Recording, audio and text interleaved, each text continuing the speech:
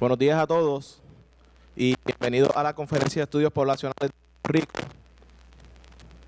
Este año 2013, un conglomerado de asociaciones profesionales estadísticas alrededor del mundo se unen para rendir homenaje a la contribución hecha por las ciencias estadísticas al desarrollo de la humanidad.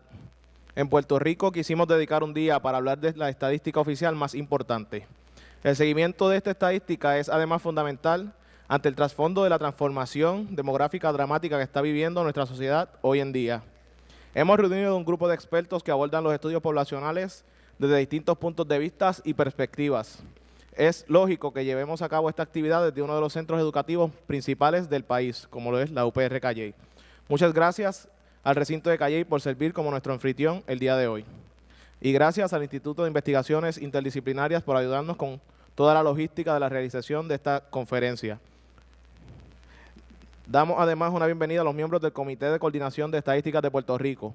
Este comité, creado mediante la Ley 209 del 2003, está compuesto por los líderes de las oficinas de estadísticas de todo el gobierno de Puerto Rico.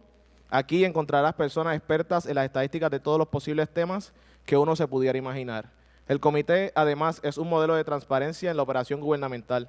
El comité tiene un portal dedicado desde el 2007 que hoy en día ofrece acceso a la ciudadanía a conocer las importantes conversaciones que se llevan a cabo en el seno de ese comité, de sus comités y de los otros grupos de trabajo que han formado.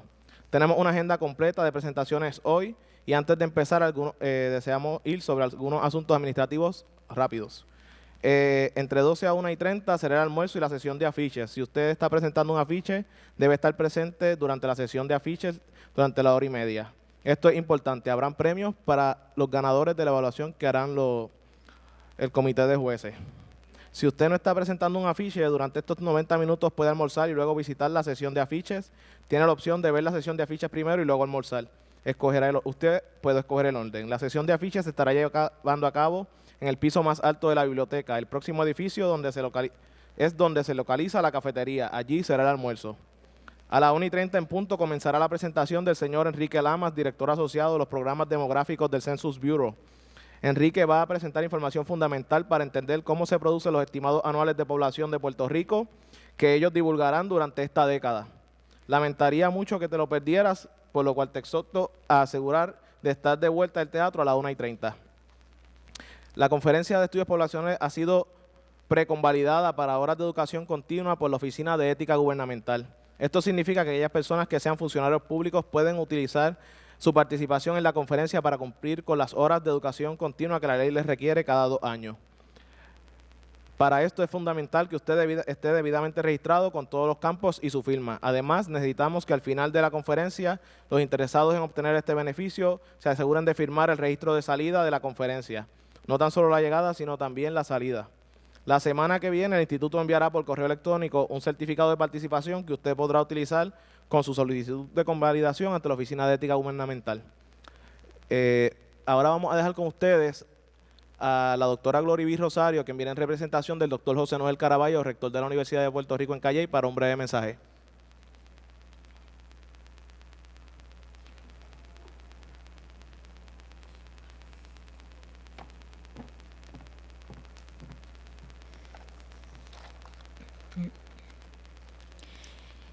Muy buenos días. Bienvenidos a todos y a todas a nuestra casa, la Universidad de Puerto Rico en Calley, que en su misión de hacer de nuestro recinto uno de los principales centros de actividad académica y cultural de Puerto Rico y su Instituto de Investigaciones Interdisciplinarias se unen al Instituto de Estadísticas para celebrar esta conferencia, Estudios Poblacionales de Puerto Rico. Mediante este evento, también conmemoramos el Año Internacional de las Estadísticas. Nos satisface el poder reunir a profesionales, investigadores, académicos y estudiantes del mejor calibre para discutir el estado actual y los retos que enfrenta nuestro país en los temas vinculados a la población. Nuestro recinto cultiva estos temas a través del Instituto de Investigaciones Interdisciplinarias, este instituto cuya meta es generar conocimiento que sean relevantes para el país y de manera muy particular para las comunidades que conforman la región de servicio.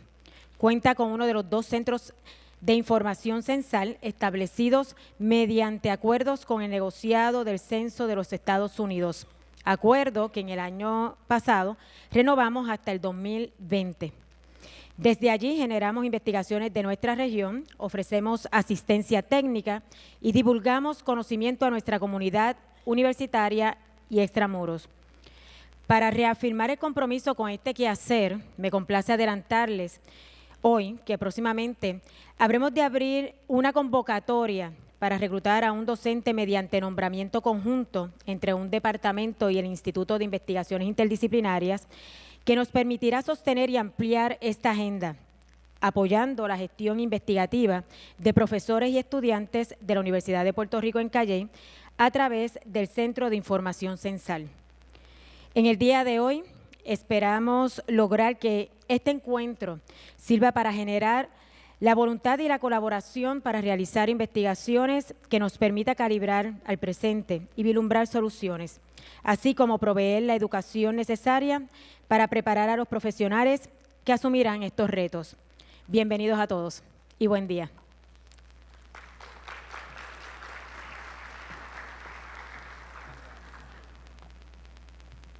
Ahora dejo con ustedes al doctor Mario Marazzi para un breve mensaje.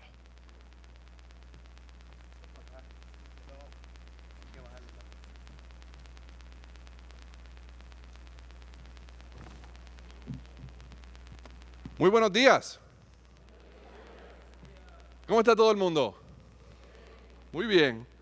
Bienvenidos a la Conferencia de Estudios Poblacionales de Puerto Rico. Este año es un año muy especial, Año Internacional de las Estadísticas. Esto es una celebración que inició el American Statistical Association y que se ha propagado por todo el mundo. Cientos de países alrededor del mundo están celebrando y conmemorando de alguna manera las estadísticas y la contribución de las ciencias estadísticas a la humanidad, este año 2013. Muchas veces uno ni cuenta se da de lo mucho que las estadísticas afectan todos los aspectos de nuestra vida. Las comidas que comemos, cómo se hacen, qué comemos, contenido nutricional, los pronósticos del clima, la evaluación del riesgo de las enfermedades para proteger la salud tuya y la de tus seres queridos, los sistemas de transportación que usamos, la evaluación de tu crédito también, lamentablemente para muchos de nosotros,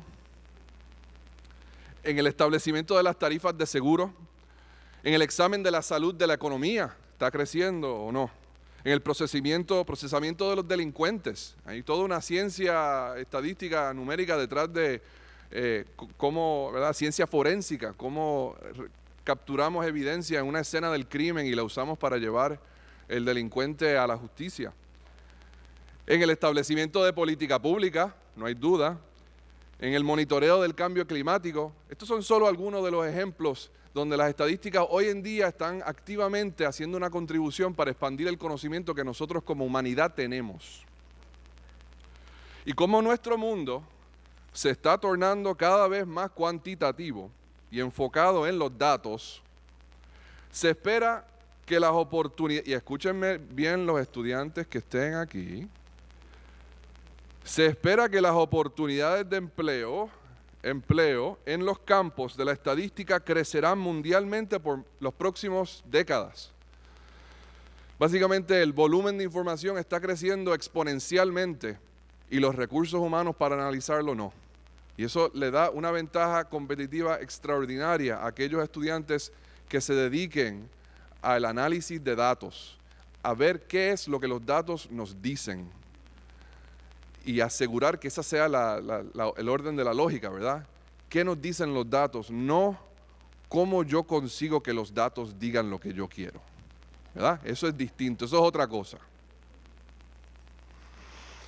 Muchas industrias dependen de los estadísticos para analizar datos, para la toma de decisiones críticas. Y los estadísticos trabajamos en importantes y retantes proyectos. Y quiero decir, esto que yo he dicho del empleo en el campo de la estadística, no lo está diciendo Mario Marazzi. Esto lo está diciendo el mundo entero. Esto lo está diciendo el Chief Economist de Google.com. Todo el mundo aquí conoce lo que es Google, ¿verdad? Pues ellos contrataron a un economista que ya de por sí te dice lo que esa empresa valora en términos del trabajo estadístico técnico, Pero segundo, no contrataron a cualquiera, contrataron a Hal Varian, que es conocido como uno de los econometristas de más contribución en las últimas décadas. Y Hal ha llegado a la conclusión y ha llevado el mensaje de que las estadísticas son sexy, ¿ok? Y que es importante que los estudiantes que están ahora considerando carreras realmente se den cuenta de eso, lo tomen en consideración, porque taller hay, trabajo hay, y si no me creen a mí, le pueden preguntar a los compañeros que trabajan en el Instituto de Estadística conmigo si tienen trabajo o no, porque es extraordinario el volumen de trabajo que estamos haciendo en esa oficina. Bueno, y para este objetivo, y en vista de la importancia actual del tema de la poblacional para el futuro de Puerto Rico, ¿okay?, ante la transformación demográfica dramática que estamos viviendo, el Instituto de Estadística de Puerto Rico y la Universidad de Puerto Rico en Calley se enorgullecen en llevar a cabo esta conferencia de estudios poblacionales. Y hoy hemos reunido un grupo de expertos que conversarán con nosotros sobre las tendencias demográficas recientes y los retos que enfrenta la sociedad en Puerto Rico desde una variedad de distintas puntos de vista. Quiero recabar que vamos a estar aquí hasta el mediodía y posteriormente habrá una sesión de afiche y un almuerzo. Y luego volveremos aquí a las 1:30, donde estará el señor Enrique Lamas del Census Bureau. Enrique es el que dirige las áreas que hacen los estimados anuales poblacionales de Puerto Rico oficiales. Y por lo tanto es la oficina de él que realmente va a estar durante toda esta década produciendo los estimados oficiales de nuestra población. Y es importante conocer la agenda de trabajo y de investigación que ellos tienen para mejorar los estimados que ellos hacen de Puerto Rico. Como dijo Alexis, nos daría mucha pena que te lo perdieras, porque creo que va a ser una presentación muy interesante. Sobre ética gubernamental, quiero darle primero la bienvenida al Comité de Coordinación de Estadísticas. Aquí levanten las manos si ustedes pertenecen al Comité de Coordinación de Estadísticas. Ok, muy bien, sí, muy bien. Y seguirán llegando. Tenemos una cantidad de personas que se registraron para esta conferencia extraordinaria, sobre 400 personas. ¿Okay? Sin más, les quiero dejar con Alexis y la próxima persona. Muchas gracias a todos y que disfruten el día. Bueno, entonces para comenzar los trabajos voy a dejar con ustedes a la estudiante Zaira Rosario, estudiante de demografía del recinto de ciencias médicas, quien va a hacer una introducción sobre el área de la demografía y además esto servirá para abrir la primera sesión en donde participarán el doctor René Centeno y la doctora Marcia Rivera. Bueno, pues muy buenos días, mi nombre es Zaira Rosario, como bien les comentó Alexis, soy estudiante del programa de demografía y estudios poblacionales del recinto de ciencias médicas y en el día de hoy mi interés es compartir la importancia de los estudios poblacionales desde el punto de vista de un estudiante. La demografía es el estudio del estado y la dinámica de las poblaciones. Sin embargo, este estado y dinámica no trabaja en un vacío, sino que son el fruto de un pasado. ¿No quiere correr?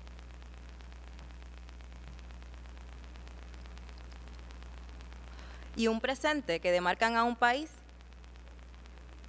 su gente y sus posibilidades de futuro. Las variables demográficas nos ayudan a visualizar cómo la población se expande o contrae y las posibles razones de este cambio.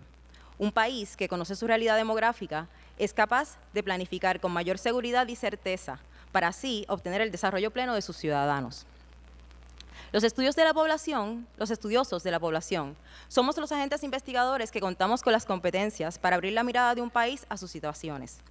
Una de las grandes responsabilidades de estudiar a la población consiste en que a través de esta mirada crítica se puedan distinguir los mitos de las realidades, utilizando un enfoque basado en la evidencia y la documentación, liberándonos de las especulaciones y las conjeturas.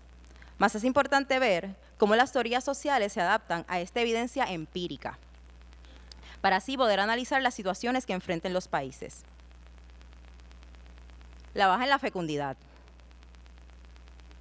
el envejecimiento poblacional, la emigración de personas que se encuentran en edades trabajadoras, el desarrollo urbano, las muertes externas son ejemplos de eventos que modifican las dinámicas poblacionales, lo que a su vez crea retos que como país se deben trabajar. El estudio demográfico nos permite identificar poblaciones vulnerables para así poder trabajar por la equidad de sus derechos y beneficios. Estudios como los realizados en poblaciones LGBT, jefas de familia sin cónyuge presente, los inmigrantes y las personas con discapacidades, entre otros, nos proveen las herramientas para visibilizar las mismas y así poder crear políticas públicas que los beneficien. La población en sí misma habla a través de sus movimientos, decisiones, rutinas y estilos de vida. Es por esto que las situaciones que les aquejan no se pueden desvincular de las características que la definen. Por lo que la demografía es capaz de complementar muchas áreas, tales como las investigaciones, tanto en la academia como en el sector público y privado, siendo estos agentes de cambio para las decisiones en el país a través de las políticas públicas. Los estudios poblacionales disfrutan de una plasticidad que les permite alimentar a muchas otras ramas de la ciencia y a la vez nutrirse de las mismas.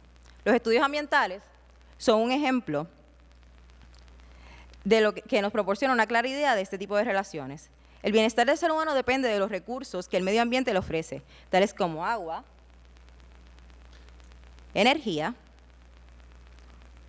control de inundaciones, regulación de enfermedades, entre otros. Este, a su vez, es modificado por la presencia, circunstancias, eventos, acciones y características individuales y grupales que interactúan con el ambiente en sí. En el caso de Puerto Rico, nuestro programa de demografía se encuentra adscrito a la Escuela de Salud Pública, porque entendemos que la aportación que provee el conocimiento de las características demográficas de nuestra población es esencial para el fortalecimiento y desarrollo de la salud de nuestros habitantes. This is public health. Esto nos demuestra cómo la demografía se convierte en un ente que permite el intercambio y la combinación de múltiples disciplinas en la búsqueda de un balance para mejorar la calidad de vida de nuestra población desde una perspectiva holística. Indiscutiblemente, la demografía y los estudios poblacionales son herramientas vitales para que los países logren un desarrollo pleno y bien planificado. Nosotros, como estudiantes de demografía, entendemos la gran responsabilidad a la que nos enfrentamos cada día y nos preparamos para ayudar a nuestro Puerto Rico a convertirse en el país que sabemos puede ser. Este reto lo tomamos de la mano de nuestros mentores, profesores y otros profesionales, los cuales aportan a nuestro crecimiento y con los que interactuamos cada día con compromiso y dedicación. Como futuros profesionales entendemos que existen otros retos dentro de la disciplina, siendo uno de estos el que los estudios de la población no se queden encerrados en la teoría, durmiendo en nuestras disertaciones y sin poder cumplir con el rol para el cual fueron concebidos. Ayudar a la población a entenderse a sí misma. Siguiendo este propósito, hoy contamos con conferenciantes que mediante un intercambio de ideas aportarán a nuestra formación, permitiéndonos poner en perspectiva las realidades de nuestro país. También disfrutaremos de una sesión de carteles donde la academia y otros sectores profesionales se entrelazan, exponiendo de una manera enriquecida las diversas ramificaciones de nuestra disciplina, todos unidos por el deseo de aportar al conocimiento de la población. Es por esto que entendemos que conferencias como la que hoy disfrutamos, son medulares para la diseminación de nuestro cuerpo de conocimiento. Poder participar de ellas transforma nuestra experiencia educativa, llevándonos a un contexto práctico que nos provee herramientas invaluables, que una vez culminada nuestra formación nos permitirán enfrentarnos de manera exitosa ante la realidad que nos espera, una vez abandonemos nuestro salón de clases. Como representante del estudiantado del programa de demografía de la Escuela Graduada de Salud Pública, quiero decir gracias por trabajar arduamente por la población en general, conozca más de nuestro campo.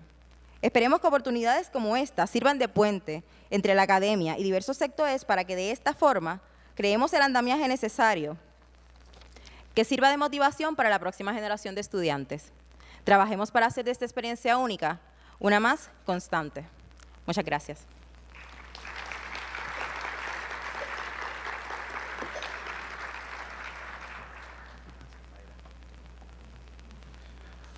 Bueno, ahora para la primera sesión del día, dejo con ustedes al doctor René Centeno de la Universidad de Texas en San Antonio, quien nos va a hablar de la importancia de los estudios poblacionales en la sociedad globalizada.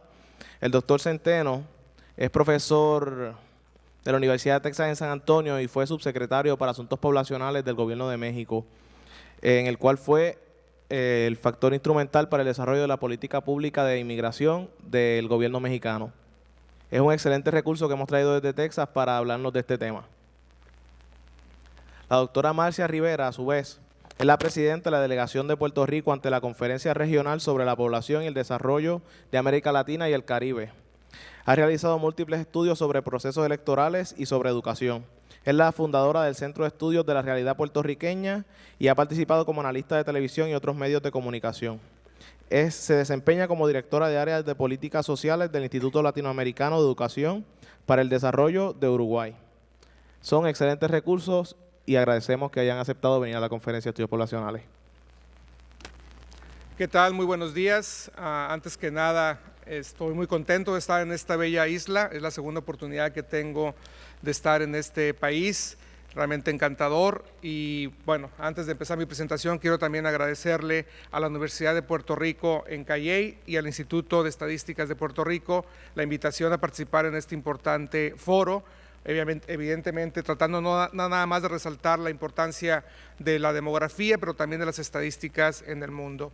Yo, como muchos de los que están aquí, soy demógrafo. La demografía en México cumple 50 años el año que entra, cuando se creó en el Colegio de México el Centro de Estudios Demográficos y de Desarrollo Urbano en aquel momento.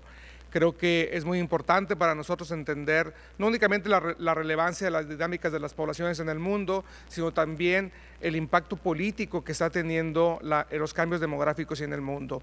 Precisamente ahorita, y más desde la perspectiva de México, me voy a permitir hablar no sobre lo que considero en general la importancia, o en términos muy abstractos, la importancia de los estudios de población, sino más bien cómo en mi experiencia de 25 años como académico y también con la oportunidad que tuve de servir a mi país como responsable de la política migratoria, cómo se vive desde México y en particular desde la frontera México-Estados Unidos un fenómeno tan particular como la migración de mexicanos hacia los Estados Unidos. Creo que no tengo que decirles muchísimo a una sociedad como la puertorriqueña lo que es el fenómeno de la inmigración y la inmigración de Estados Unidos, pero creo que se puede aprender mucho de las experiencias también que tiene con México para tratar de al menos entender el impacto político de la dinámica migratoria.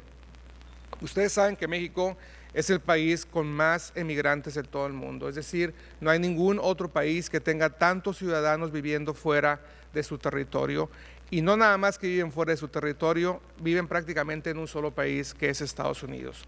La movilidad, la migración mexicana a Estados Unidos se remonta a finales del siglo XIX. No voy a hablar de la historia de este fenómeno demográfico tan importante, muy vinculada obviamente al reclutamiento tanto en los campos agrícolas de California como en la construcción de toda la estructura de vía, del ferrocarril en el oeste de los Estados Unidos, que empieza a traer a la mano de obra mexicana hacia dicho país.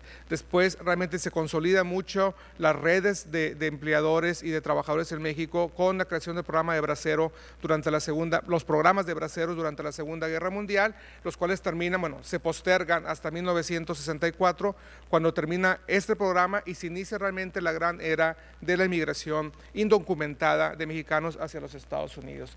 México tiene cerca de 12 millones de mexicanos viviendo actualmente en los Estados Unidos. Más de la mitad de ellos viven sin documentos en dicho país, a la espera, sobre todo en estos momentos, de lo que parece ya casi imposible, una reforma migratoria que pudiera realmente no solamente regularizarlos, sino también convertirlos en ciudadanos de dicho país. El fenómeno migratorio en México no se vive nada más por los que se van. Mucha gente, muchos mexicanos regresan cada año por motivos de deportaciones o por motivos voluntarios, de que no realmente se han adaptado o han decidido, sobre todo ante el miedo de ser deportados y el ambiente hostil que se vive en aquel país, regresar a México, incluso con sus hijos ciudadanos de Estados Unidos. Actualmente hay en México cerca de 400,000 menores de edad, ciudadanos de Estados Unidos en edad escolar, que han estado o han venido a México durante los últimos 7 u 8 años. No nada más vivimos el retorno a las repatriaciones por parte de las autoridades de Estados Unidos, entre 150 y 200,000 centroamericanos y de otros países cruzan el territorio cada año tratando de cruzar, bueno, de llegar a la frontera norte de México y cruzar a Estados Unidos. Como ustedes probablemente sepan, este trayecto en las condiciones que están en seguridad pública en México y el crimen organizado, también autoridades corruptas, es un calvario para muchos de estos indocumentados centroamericanos que pasan por territorio nacional. La migración mexicana en Estados Unidos realmente tiene su momento álgido o su mayor apogeo en los años 90. Ahorita voy a explicar cómo hay una gran contradicción entre la propia política inmigratoria de Estados Unidos y realmente el intentar controlar esta migración. Es decir, se da en los momentos en donde más crece la infraestructura en la frontera y donde más aumenta el número de agentes migratorios en dicha región. Lo único, como lo han comentado profesores como Doug Massey, que ha hecho este tipo de política es dejarlos encerrados, por decirlo de esa manera, en Estados Unidos y romper un patrón histórico circular de migración mexicana hacia los Estados Unidos. La migración realmente empieza, ahorita me voy a adelantar, tal vez un poco en los años 70. En los años 70 todavía era una migración muy pequeña, pero ahí empieza ya a encaminarse, repito, posteriormente a que se cancelaron los programas de braceros, un gran éxodo de mexicanos a los Estados Unidos. La migración neta de 1970 a 2007 fue casi de 10 millones de mexicanos y 2007 es el último año en donde se tiene registrado un aumento de la población mexicana en Estados Unidos. A partir de 2007, en los últimos 5 o 7 años, la población se ha mantenido prácticamente estable o, como se ha mencionado en reportes muy recientes, disminuido realmente de forma muy pequeña. Pero todavía somos un país realmente que, México me refiero, que se extiende más allá de sus fronteras. Y eso es algo que a México le ha costado bastante trabajo reconocerse a sí mismo como un país de migrantes. Verdaderamente, y es algo que trato de empujar mucho con mis presentaciones y cuando hablo con funcionarios públicos, la nación mexicana no termina en la frontera con el río Bravo, se extiende más allá de ese territorio. Sin embargo, hasta ahorita no hemos podido realmente entender la complejidad y que no somos 113 millones nada más, sino que somos realmente cerca de 130 millones mexicanos los que constituyen esta nación y este país. Y para decirles un poquito o darles un ejemplo de cómo se ha dado esta transformación y vincularlo a una realidad como es la frontera México-Estados Unidos, me gustaría presentarles esta serie de fotografías para que vieran cómo se fue dando este cambio en la política de Estados Unidos.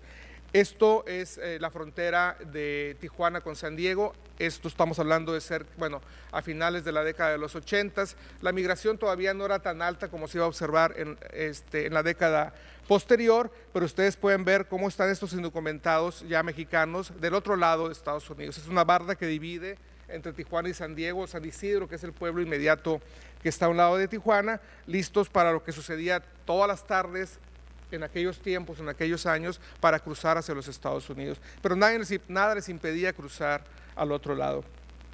Aquí estaban muchas familias y parejas, ahí está la cerca que divide Estados Unidos y México, se rompía esa cerca y la gente cruzaba de manera cotidiana hacia el otro lado, generalmente al atardecer, porque era la forma más fácil pues, de evitar realmente ser detenidos por la patrulla fronteriza de aquel tiempo. Y evidentemente esta frontera, como muchas, como la de Laredo, como la de Ciudad Juárez, con El Paso, es una frontera muy dinámica. Tienes muchísima gente pasando de forma documentada, como lo pueden ver del lado izquierdo, y pueden ver del lado derecho como ya al atardecer, lo que se llamaba en aquel momento en la Colonia Libertad el Cañón Zapata del lado de Estados Unidos, la gente, los migrantes con sus familias, empezaban a correr y a cruzar hacia los Estados Unidos. La probabilidad de que fueran realmente detenidos era muy baja por la cantidad que había de migrantes cruzando y porque no había no había tanta patrulla como la había ahora fronteriza tratando de detenerlos. Este es un comedor donde estaban los indocumentados o los migrantes mexicanos a punto de cruzar. Como se podrán ver, se llama El Ilegal, listos para salir. Era un lugar muy popular donde comían pollo asado antes de cruzar hacia los Estados Unidos. Ahí está el señalamiento muy sencillo en esta colonia Libertad en Tijuana, en dirección hacia Los Ángeles o hacia San Isidro. Repito, no había quien detuviera este flujo de personas. Y lo que hizo, y hablando de estadísticas, como ustedes podrán ver, el flujo irregular de migrantes es muy difícil de medir. Cómo realmente poder construir estadísticas con algo que generalmente se da como un proceso clandestino de migración, tanto como de llegada a la frontera como al cruzar hacia los Estados Unidos. Y lo que en aquel momento el Colegio de la Frontera Norte inició, una institución donde trabajé cerca de 16 años, fue tomar fotografías todas las tardes para tratar de contabilizar cuántos estaban cruzando por este boquete que era el más popular dentro de toda la frontera México-Estados Unidos para cruzar. ¿Por qué? Porque California es la economía más importante que demanda mano de obra inmigrante. Y lo que se hacía cada tarde era tomar 2 fotos, una a distancia, una más cercana, y después a través de cierta cuadrícula contar cada uno de los migrantes que estaban a punto de cruzar a los Estados Unidos. Esto después se desarrolló una metodología más sofisticada en lo que se llaman las encuestas de migración en la frontera norte, donde cada año, y ahorita voy a mostrar algunos datos de esto, se contabiliza el flujo de cruces indocumentados que hay en la frontera México y Estados Unidos. Vean cómo había una relación realmente muy cotidiana entre los agentes fronterizos, la patrulla fronteriza de Estados Unidos y los migrantes. Ellos venían en la tarde y convivían con ellos antes de empezar a cazarlos, entre comillas, para que no pudieran cruzar a los Estados Unidos. Cuando llegaba la Navidad, venían la propia patrulla fronteriza con regalos, se acercaban a los migrantes y a sus familias, daban regalos a la población de Tijuana. Ese era el ambiente que existía en aquel momento en esta frontera. Estoy hablando de finales de los años 80.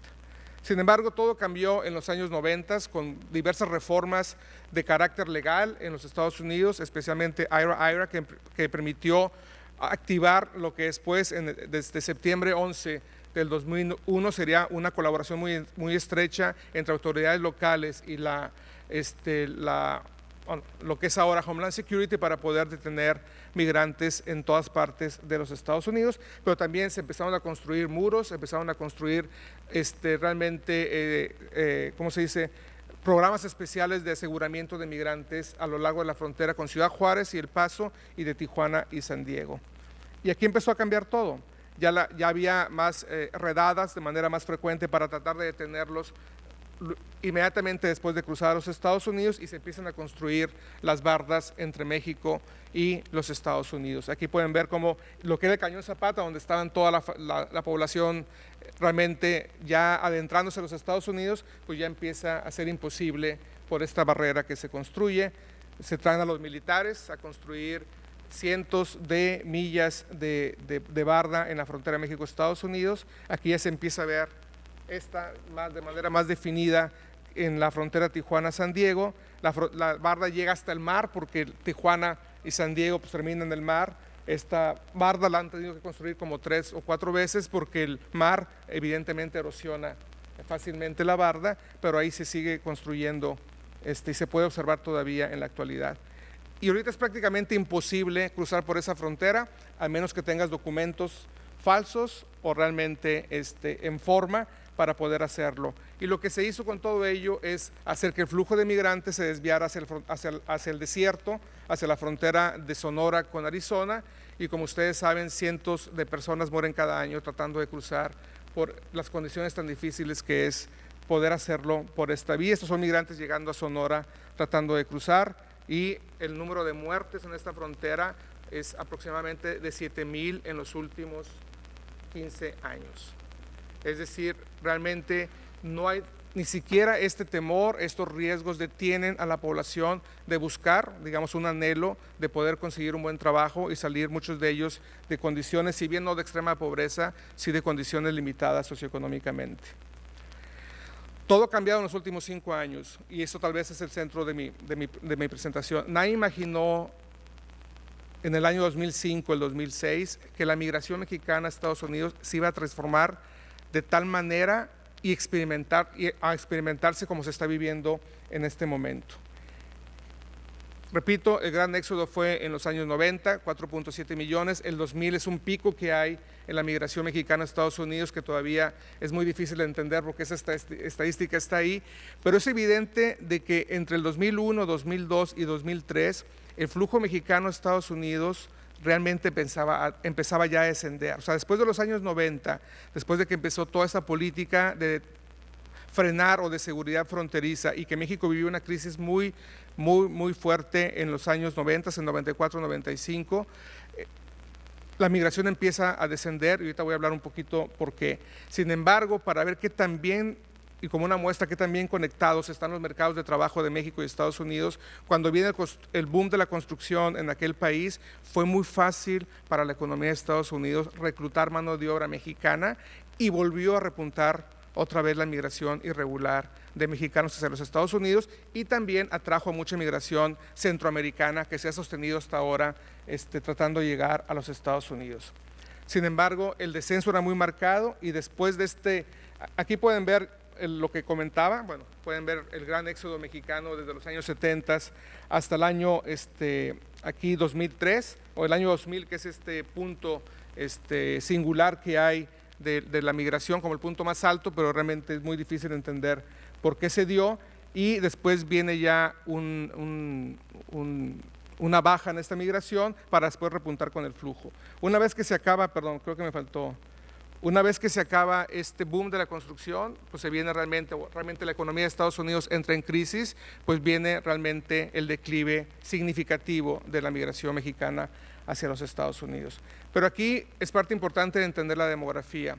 Toda la migración que se vivió en los años 80 y en los años 90 y todavía a principios de este milenio tenían que ver con el gran tamaño de las cortes de los nacimientos que había en México. Ustedes pueden ver en esta tabla mi generación y las que vienen posteriormente.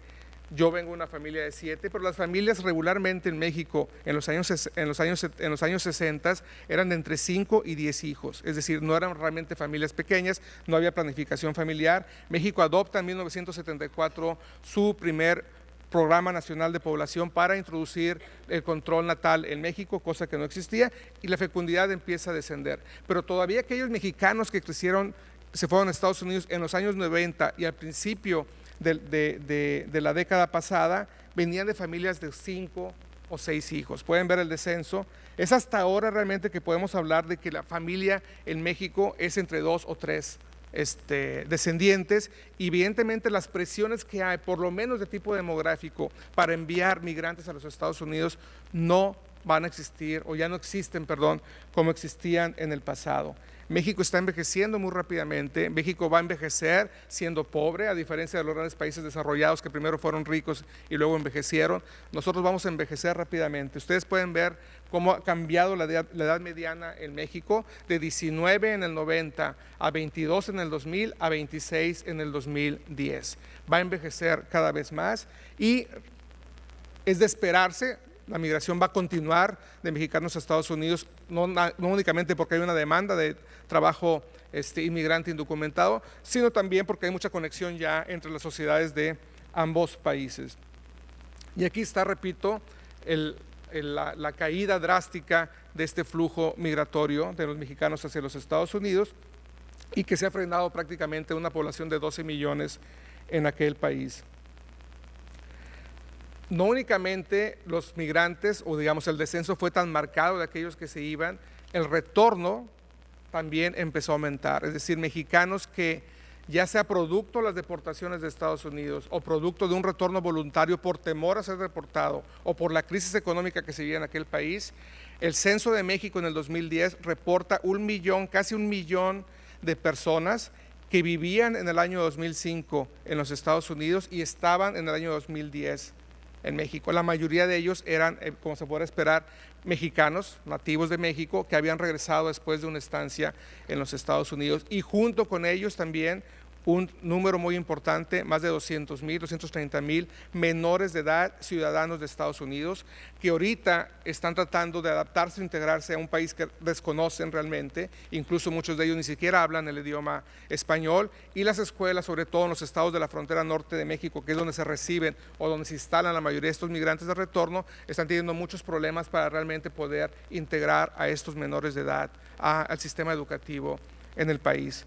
No tengo que hablar mucho también de los problemas que hay para darles identificación, porque no tienen ni papeles de Estados Unidos, bueno, se declaran como ciudadanos de Estados Unidos, pero no tienen ninguna forma de identificarse como ciudadanos o como naturalizados mexicanos dado el hecho de que son hijos de ciudadanos mexicanos. Tal vez el trabajo más refinado que se hizo, que fue el de Jeff Passell, publicado por el Hispanic Center, pero ya Douglas Massey y nosotros lo hemos encontrado en otras investigaciones, la migración de retorno fue tan alta que prácticamente canceló las salidas, y por eso se ha hablado mucho de este saldo neto migratorio cero, es decir, que México por primera vez en 70 años no pierde población vía la migración internacional. Repito, no quiere decir que la gente no se vaya, ahorita van a ver algunos datos, sino que una cantidad semejante es la que está retornando a los Estados Unidos. Esto es como está la situación de la población actual, realmente estabilizada en los 12 millones en los Estados Unidos. El censo también reportó una emigración muy baja de mexicanos durante el periodo previo 2005-2010 y mucho retorno de aquellos que se fueron. No me voy a detener aquí, y esta es la tasa de migración neta cero, con la cual ahorita la relación México-Estados Unidos podría funcionar mejor y tratar de negociar una reforma migratoria, o por lo menos el gobierno de México tener algo que decir para una reforma migratoria en los Estados Unidos, porque las condiciones realmente son favorables para tener este tipo de diálogo. Todos, muchos, no nada más mexicanos, sino también centroamericanos y de otros países, están esperando una reforma migratoria. Sin una reforma migratoria va a ser muy difícil que 12 millones de indocumentados realmente puedan tener una vida plena en aquel país. No parece, por las condiciones políticas de los Estados Unidos, que parece, bueno, cada vez creo empeoran más, que pueda haber una reforma migratoria este año. Ya se habla, por lo menos en la Cámara de Representantes, del año que entra, o sea, postergar la discusión hasta el año que entra. Los senadores evidentemente trabajaron en un esfuerzo muy importante por sacar una reforma migratoria, pero esto no ha sido realmente tomado en serio por la Cámara por el Congreso, por la Cámara Baja en el Congreso de los Estados Unidos.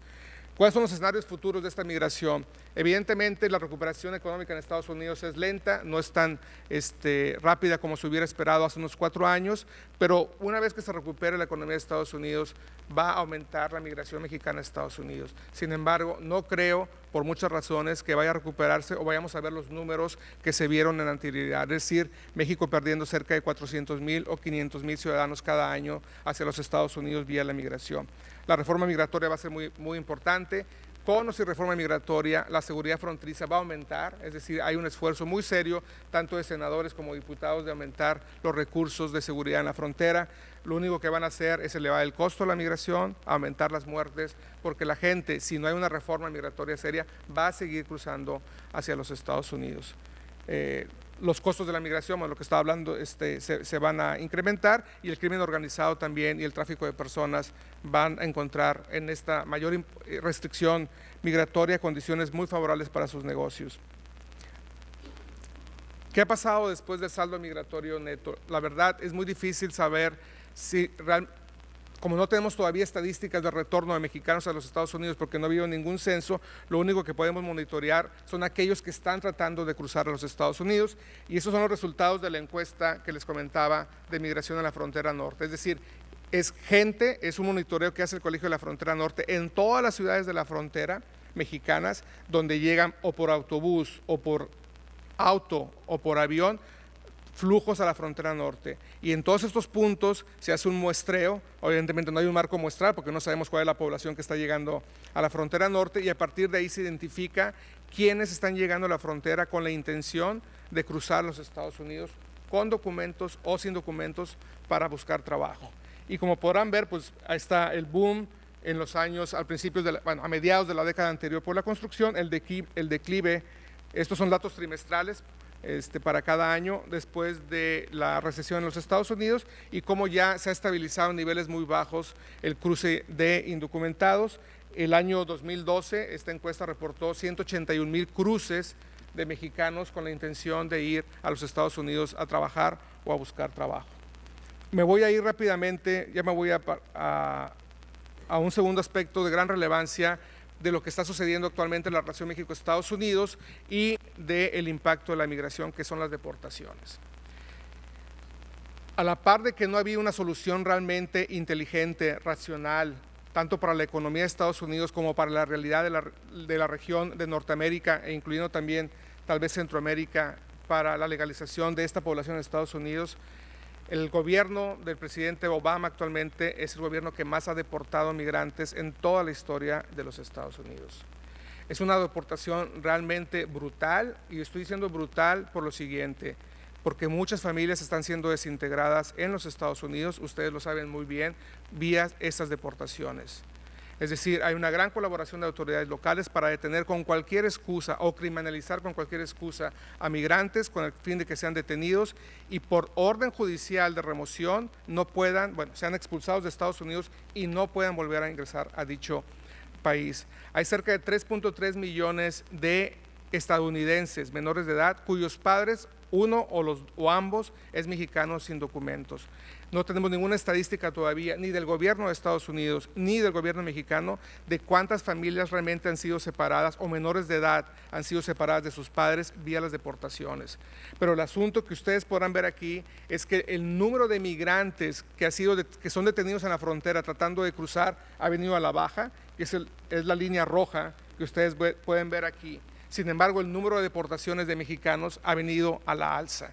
O sea, cada año la frontera de México con Estados Unidos o en la frontera mexicana se reciben cerca de 300,000 deportados, no retornados, que son aquellos que están cruzando la frontera, los agarra la patrulla fronteriza, los devuelve luego a México. Hablamos de mexicanos que fueron expulsados de Estados Unidos mediante una orden de remoción después de un juicio que se entabló con el gobierno, las autoridades de Homeland Security en los Estados Unidos.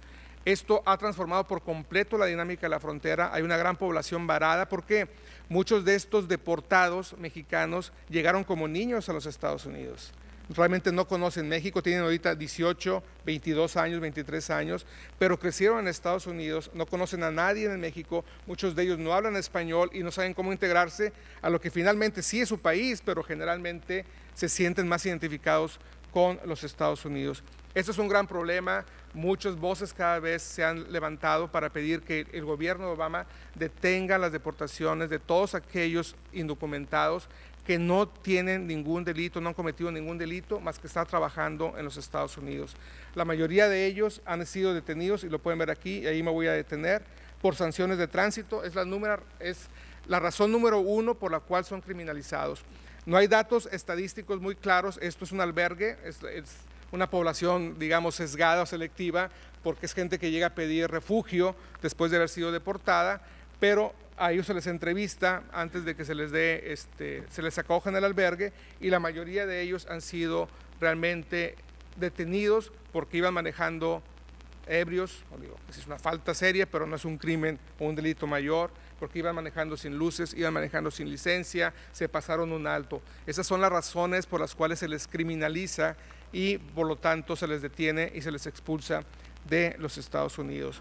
Esto realmente es un momento serio en la relación México-Estados Unidos, porque no sabemos realmente cómo actuar, y a México le ha faltado mucha capacidad también política, no únicamente para entablar un diálogo con los Estados Unidos, sino también, y es una parte muy triste de la realidad de muchos países expulsores de migrantes, los migrantes se les ve como ciudadanos de segunda clase, es decir, cuando se van y envían remesas son aplaudidos y reconocidos por todo el mundo, pero cuando son expulsados o viven las tragedias que viven en este momento por la deportación, no hay quien los reciba ni los acoja de manera adecuada en las ciudades fronterizas.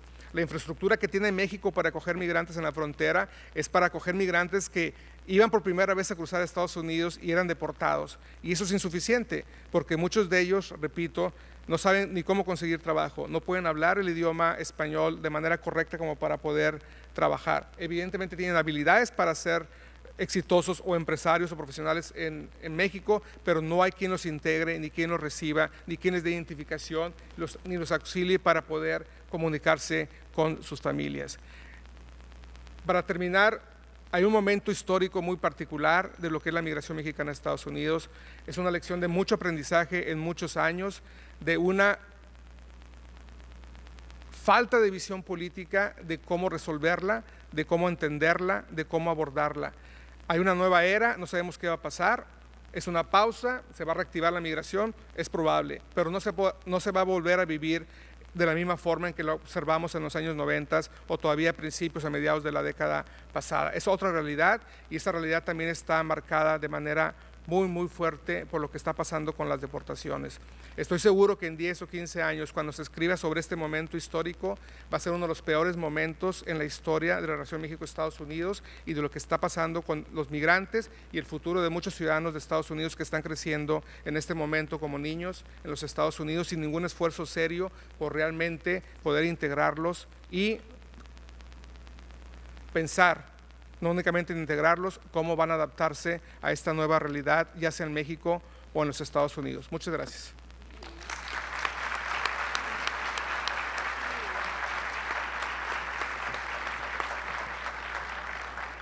Gracias, doctor Centeno. Ahí podemos ver cómo la demografía actúa para el estudio de situaciones que afectan individuos y vemos cómo esto afecta a seres, a la estructura familiar y a futuras generaciones, como son estos niños que se quedan en Estados Unidos y los tienen el Departamento de la Familia o Servicios Sociales y los mandan a hogares sustitutos teniendo padres que eran trabajadores en la nación americana. Queremos recordarle que en sus folders hay unas tarjetas. Si tienen alguna pregunta para alguno de los panelistas, siéntanse en la libertad de escribirla y la alzan. Tenemos unos ujieres que probablemente van a ir a recoger la tarjeta y la van a traer al moderador y le haremos 1 o 2 preguntas a los moderadores al final de la sesión. Ahora dejo con ustedes a la doctora Marcia Rivera, quien nos va a hacer una presentación bastante interesante sobre Puerto Rico. Bueno, en lo que ubica aquí Alexis la presentación que les mandé, quiero primero celebrar con ustedes esta conferencia. Me parece que es una iniciativa absolutamente necesaria, imprescindible en este momento que vive nuestro país y realmente a mí me da un placer enorme que esto esté sucediendo.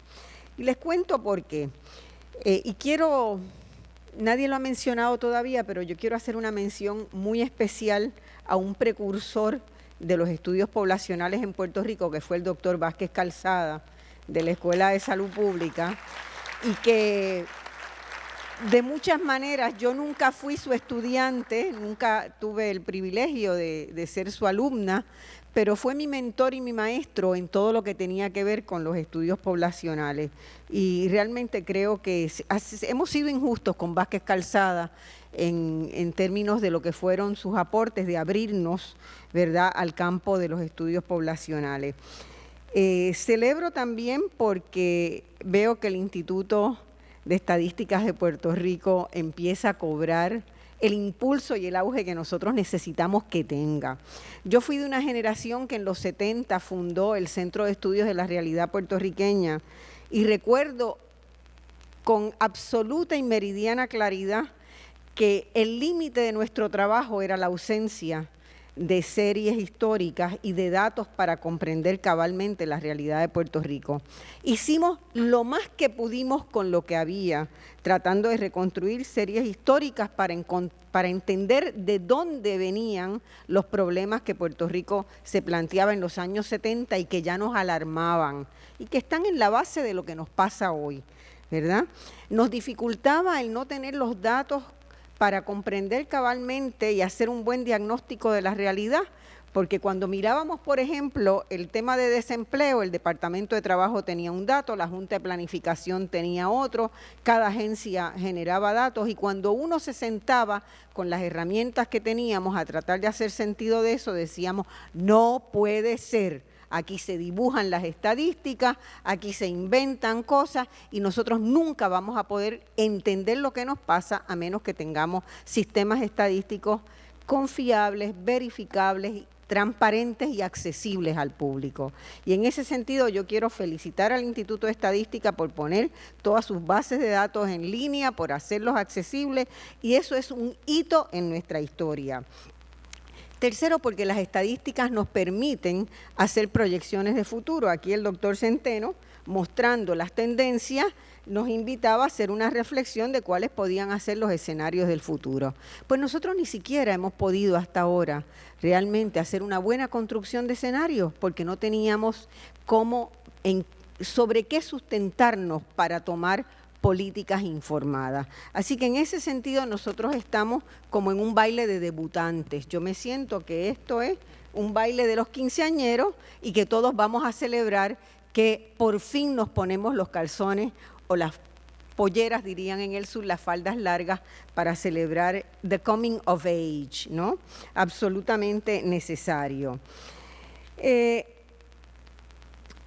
Uno de los problemas grandes que Puerto Rico ha tenido también en el tema de las estadísticas es que, como bien me dijo un funcionario, el segundo funcionario en la Fundación Ford una vez en Nueva York, el problema es que Puerto Rico falls within the cracks, me decía, se escurre por las grietas. Puerto Rico ha podido zafar de muchas cosas porque no tiene la base para compararse con otros.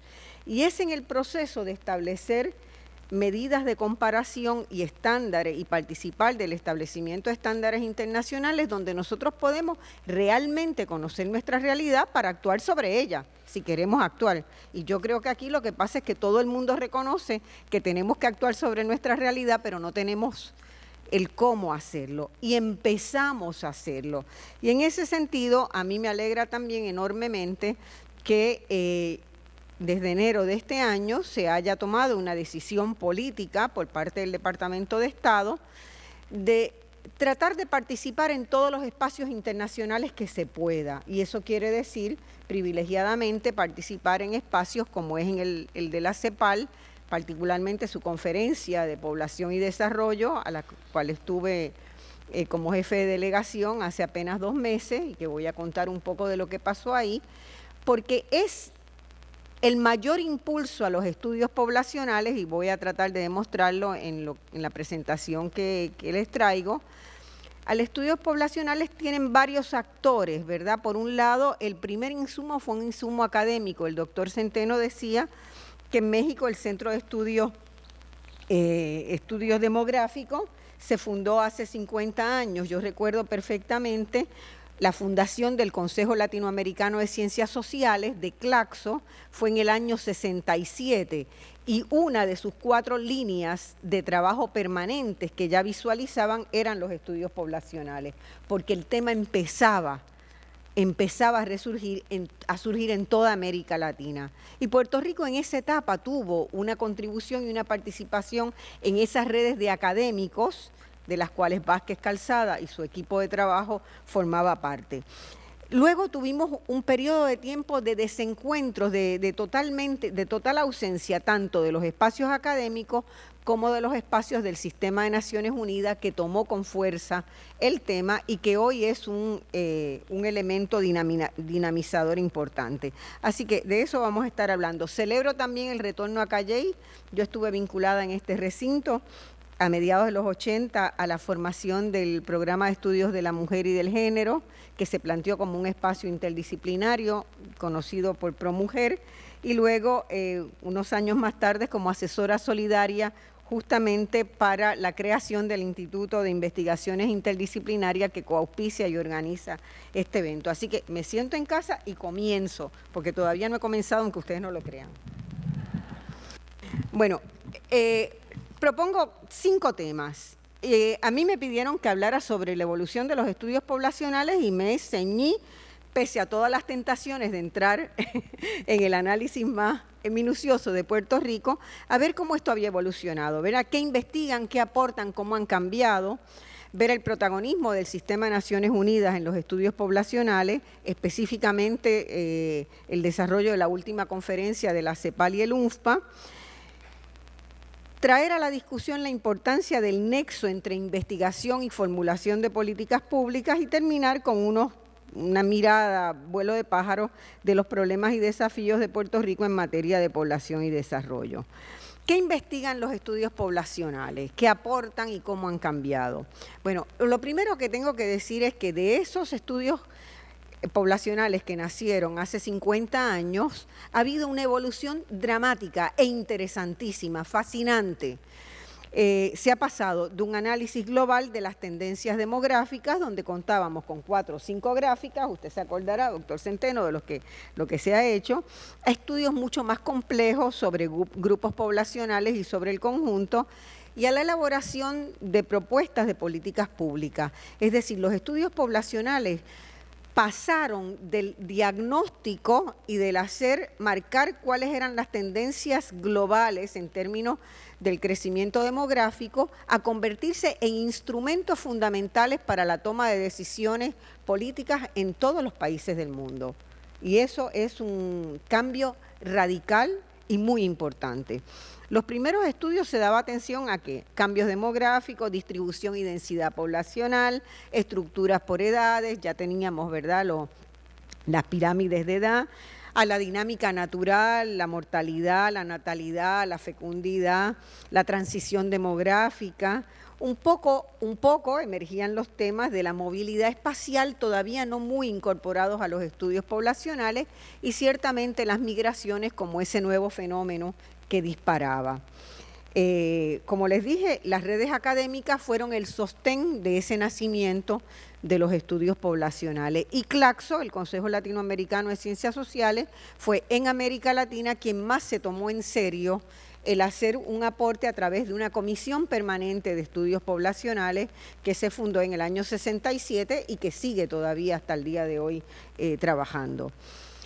Pero luego vimos una ampliación de la temática en la medida en que empiezan a salir los primeros estudios, empieza a expandirse el horizonte y a reconocerse que no se puede trabajar la demografía sin atender lo que es el objeto de estudio de la demografía, que son los seres humanos, ¿verdad? Las personas. Y hay un cambio, empieza a haber un cambio de eje, empieza a vincularse con el proceso de desarrollo, con los temas de medio ambiente, con los temas de las diversas desigualdades que persisten, con los temas de salud, de mujeres, de infancia, los impactos de las diversidades étnicas y raciales, las cuestiones de género y las migraciones. Y así se va consolidando un campo de investigación que hoy tiene nuevas metodologías de trabajo, nuevas visiones y nuevas fuentes. Y eso quiere decir un campo mucho más rico, más vasto, más complejo y de muchos más actores interactuando. Así que esa diversidad debemos celebrarla también. Las Naciones Unidas, en el transcurso de los últimos 50 años, se han convertido en un motor indispensable de los estudios poblacionales. Y esto se ha hecho en América Latina, sobre todo desde dos organismos que ustedes deben conocer, deben googlear, deben entrar y deben familiarizarse, y que tienen en sus portales de internet un extraordinario caudal de información. Uno es el Organismo de Naciones Unidas, el Fondo de Población de las Naciones Unidas, y la CEPAL, que es el organismo regional de estudios económicos para América Latina. La primera conferencia sobre población se celebró en Roma en el 54. Fíjense que estamos hablando de cómo van encajando estas fechas, ¿no? En el 54 empieza el interés, ya en los años 60 se forman centros de investigación a los cuales el propio sistema de Naciones Unidas ayuda a financiar y le encomienda investigaciones, y en Belgrado en el 65. Esas tuvieron eminentemente y todavía hay un carácter científico, técnico, académico, no político. Eran todavía un espacio dominado por el quehacer académico. Los que participaron en esas primeras dos conferencias lo hicieron a título personal o institucional de centros de investigación. Pero en el 74, ojo a la tendencia histórica, en Bucarest hubo la primera conferencia de población que ya tenía un carácter gubernamental. Quiere decir que los que participaron iban en representación de sus países. Eso tenía unas implicaciones muy grandes, porque era decir, ¿cómo vamos a tomar los estudios poblacionales, lo que nos está diciendo el sector académico, y convertirlos en políticas públicas a nivel internacional, por consensos de todo el mundo y a nivel de cada país? Esa conferencia de Bucarest fue extremadamente importante en el 74 porque sienta la base de la gran batalla que va a haber en el campo del debate poblacional de los próximos 20 años. En Bucarest se enfrentaron dos posiciones. Aquella posición que genéricamente se conocía como malthusiana o el malthusianismo, que tenían los países desarrollados y que sostenía que la caída de la fecundidad, que si se lograba en el tercer mundo bajar las tasas de natalidad, entonces iba a haber desarrollo. Y los países tercermundistas, en esa conferencia de Bucarest, obviamente yo no estuve ahí en Bucarest, pero he leído, Algeria tuvo un gran dinamismo en plantear que era la inversa, que era que el desarrollo, si teníamos desarrollo y si se lograban los países pobres y dependientes y de relaciones periféricas, norte-sur, y todo lo que era en América Latina, la teoría de la dependencia, si se lograba plantear una estrategia de desarrollo y emprendíamos el tema de desarrollo, ese iba a ser el mejor anticonceptivo que se podía tener. Y esas dos posiciones se enfrentaron con mucha dureza, lo que desató que inmediatamente post-Bucarest se hicieran muchos seminarios, debates, conferencias, donde esas dos posiciones se ponían en discusión. En México, la Conferencia del Año Internacional de la Mujer en el 75 toma el tema. Y ahí, por primera vez, entra otro actor importantísimo de los estudios poblacionales, que son los movimientos de mujeres, porque los movimientos de mujeres dicen todas estas cuestiones de la natalidad, la mortalidad materna, la mortalidad infantil, nos atañe a nosotras y queremos participar en los debates y en las discusiones y en las recomendaciones de política. Y a partir del 75, los movimientos de mujeres son uno de los actores más importantes también en los debates de los estudios poblacionales, ¿verdad?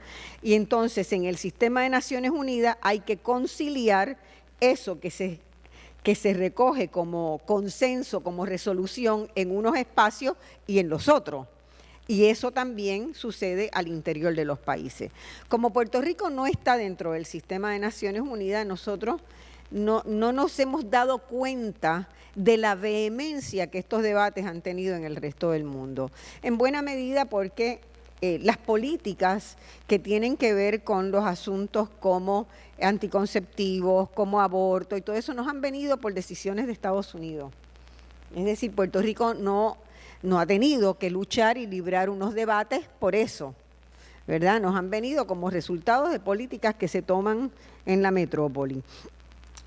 En el 78, la OPS, que es otro actor fundamental importantísimo, la Organización Panamericana de la Salud, que es el cuerpo regional de la Organización Mundial de la Salud, vincula los estudios poblacionales con la planificación de servicios de atención sanitaria primaria. Así que, ¿qué es lo que estamos viendo, verdad? Tenemos por un lado los demógrafos tradicionales, tenemos los movimientos de mujeres, tenemos los movimientos en el ámbito de la salud, que están incidiendo todos están incidiendo sobre un nuevo campo de estudio que tiene que abrirse y dar cuenta de todos esos nuevos problemas que se están planteando. Y México nuevamente tiene en el 84, celebra la Conferencia Internacional de Población, que ahí sí se empezó a abrir un frente de confrontación alrededor del tema de planificación familiar, porque Estados Unidos anunció en esa conferencia que no daría asistencia financiera a ningún país que tuviera actividades que incluyeran en los mecanismos de planificación familiar asistir los abortos.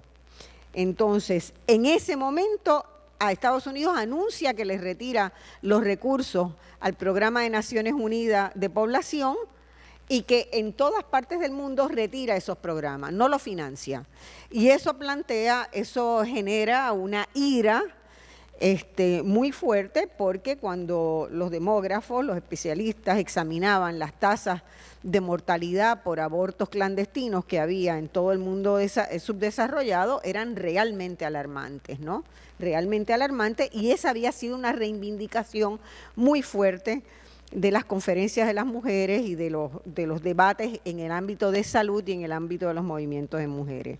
Así que la Conferencia de México fue como el Rosario de la Aurora, pero todavía peor fue la que le siguió 10 años después, la del Cairo.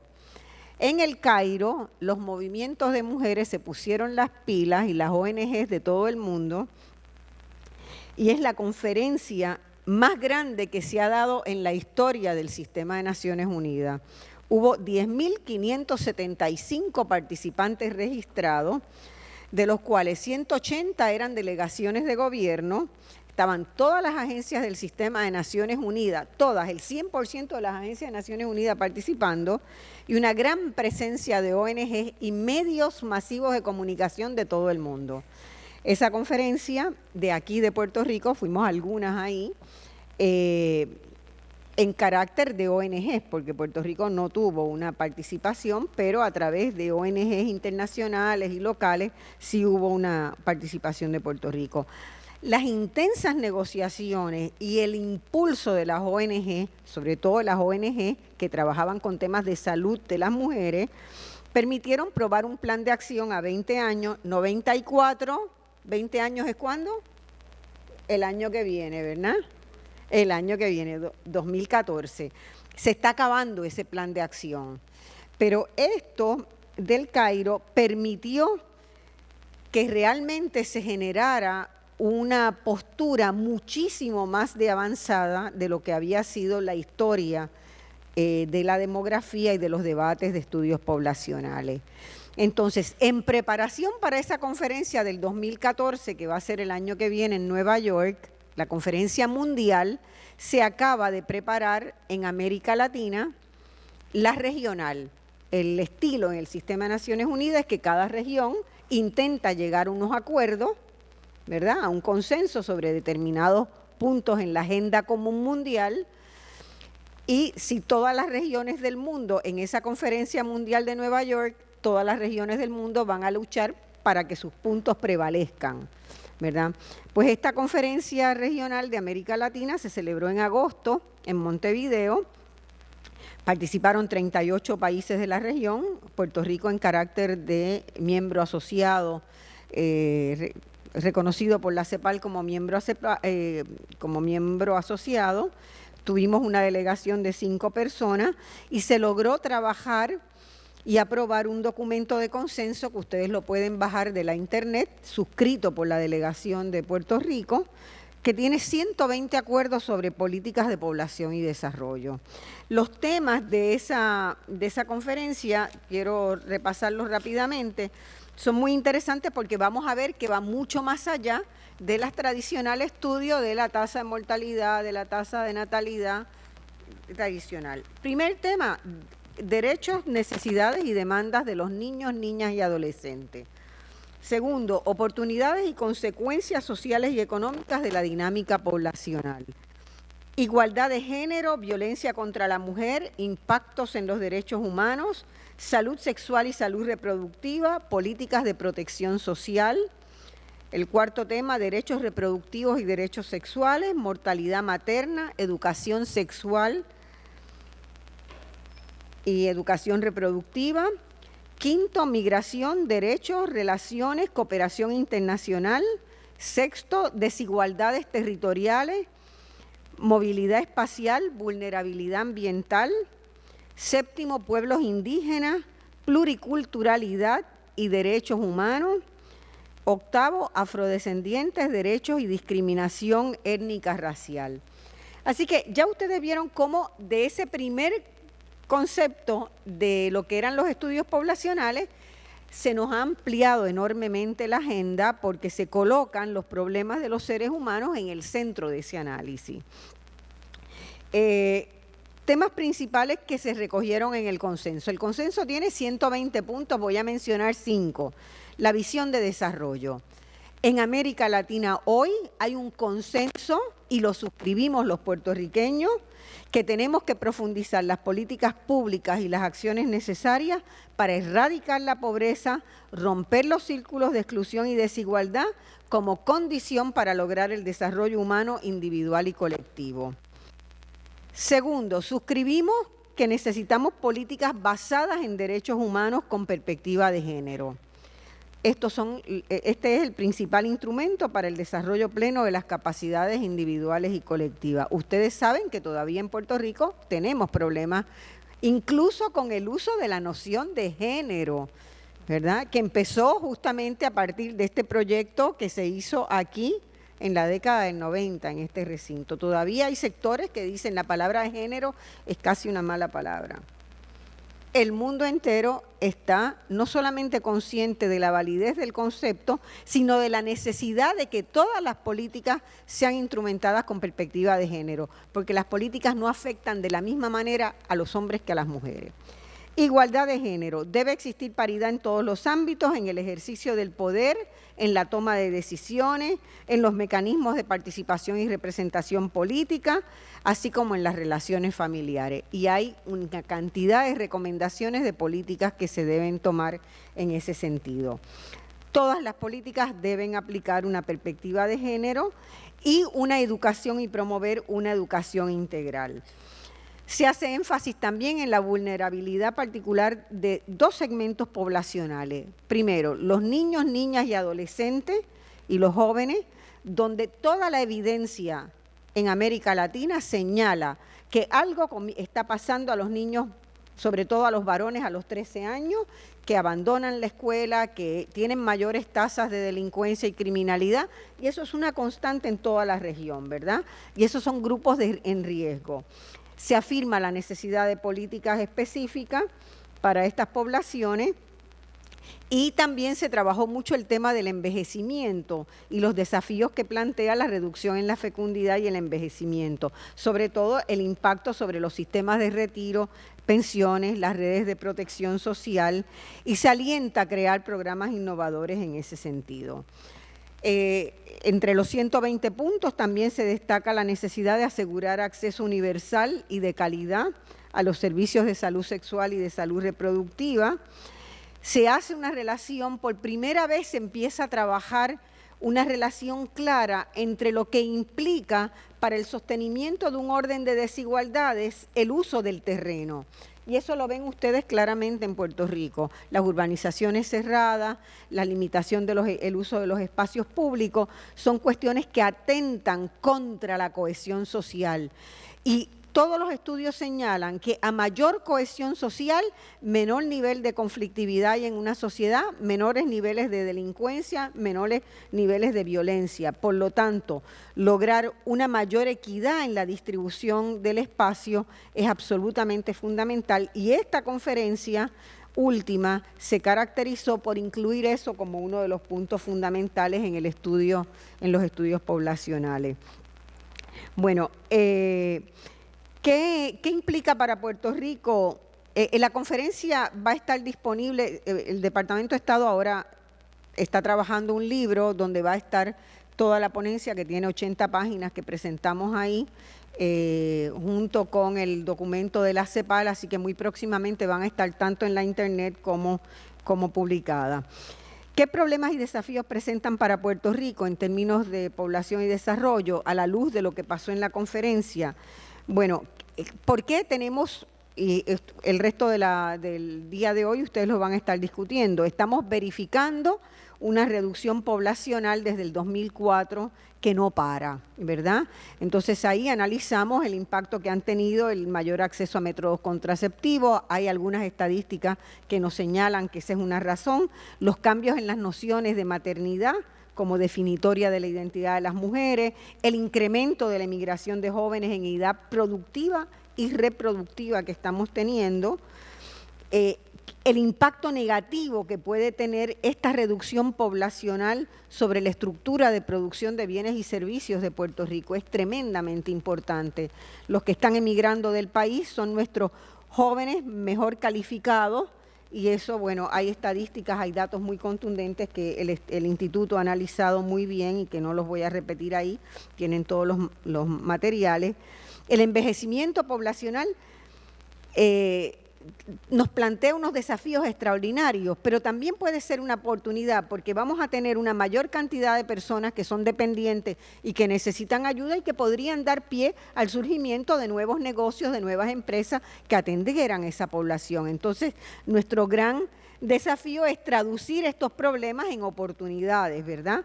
Los cuidados, ya hay 4 o 5 países en América Latina que están hablando de sistemas integrales de cuidado que van para la población desde que nace hasta que mueren.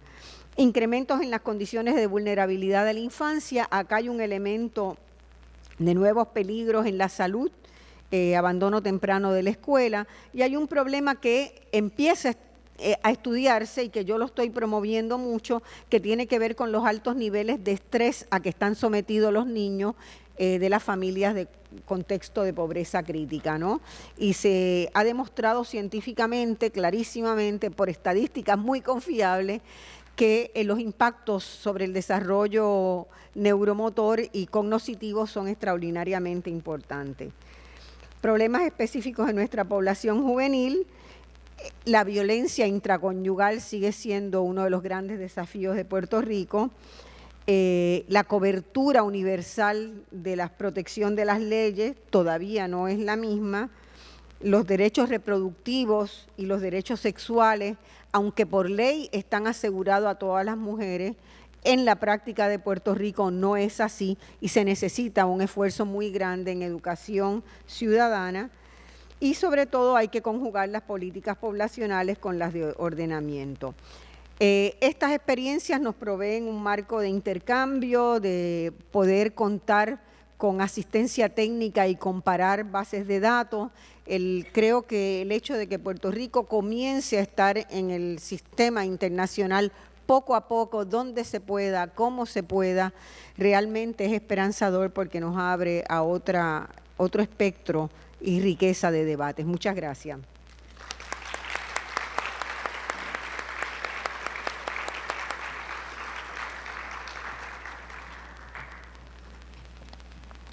Gracias. ¿Alguna persona tiene alguna pregunta? Puede levantar la tarjeta y los muchachos de demografía nos van a ayudar a recogerla. ¿Alguien? Aquí hay una. ¿Sí, no? ¿Sí?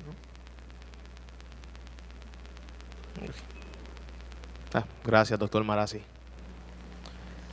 Bueno, podemos dejar que ambos panelistas comenten, pero a casi 25 años de NAFTA, ¿cuáles han sido las ventajas de las relaciones México-Estados Unidos y cuál es la balanza? ¿Hay algún vínculo entre NAFTA y la migración alta en los 90? Bueno, la verdad es que es un buen momento para hablar de NAFTA ahorita. Creo que, como se ha mencionado en muchos estudiosos, NAFTA realmente selló un compromiso que ya estaba ahí de acercamiento comercial y económico entre México y los Estados Unidos.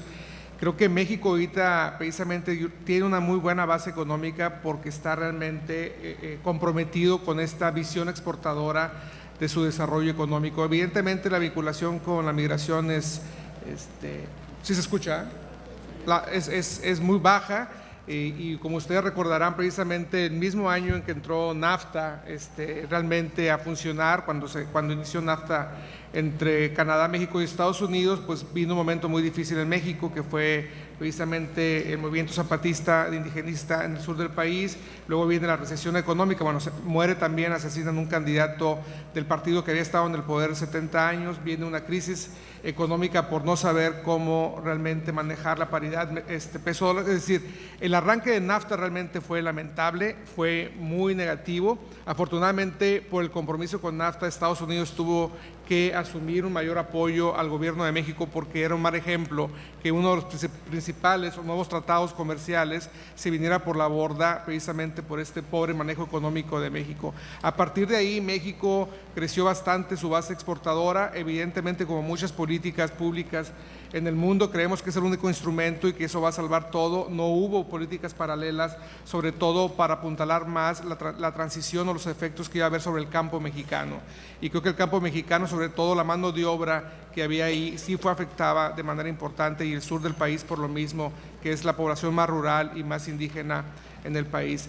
Yo pienso que el balance es positivo para México de NAFTA. Se podría decir que las bases están establecidas para que en un momento dado, sobre todo cuando se recupere la economía con Estados Unidos, México vuelva a crecer de manera importante y no como otros países de América Latina en el sur del país que siguen dependiendo de manera muy importante de materias primas para la exportación, que también se han visto afectadas últimamente por la recesión económica mundial.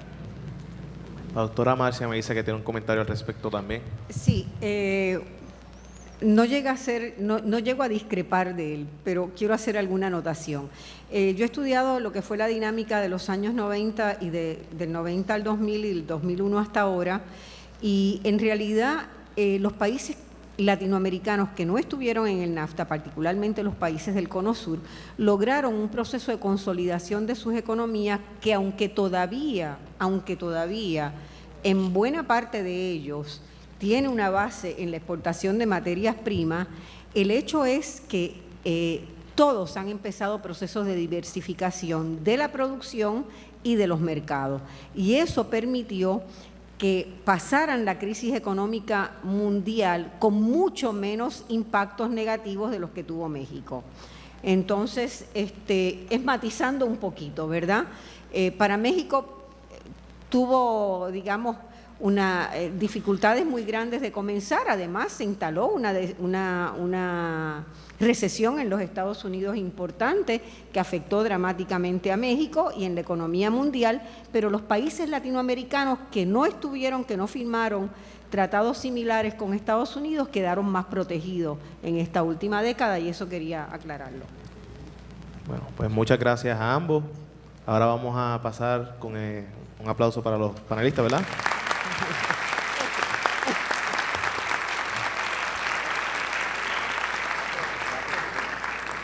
Y ahora vamos a pasar con el panel sobre las dinámicas demográficas de Puerto Rico. Muy buenos días. Soy Viviana de Jesús y tengo el placer de ser la moderadora del panel Estado y Dinámicas Demográficas de Puerto Rico. Quiero entonces hacer una introducción de la importancia del trabajo que nosotros hacemos los demógrafos. En el 1988, el demógrafo José Vázquez Calzada señaló que resulta absurda la planificación de cualquier actividad o empresa que ignore a la población como objeto de esas acciones. Añade que la gente también es el sujeto porque su comportamiento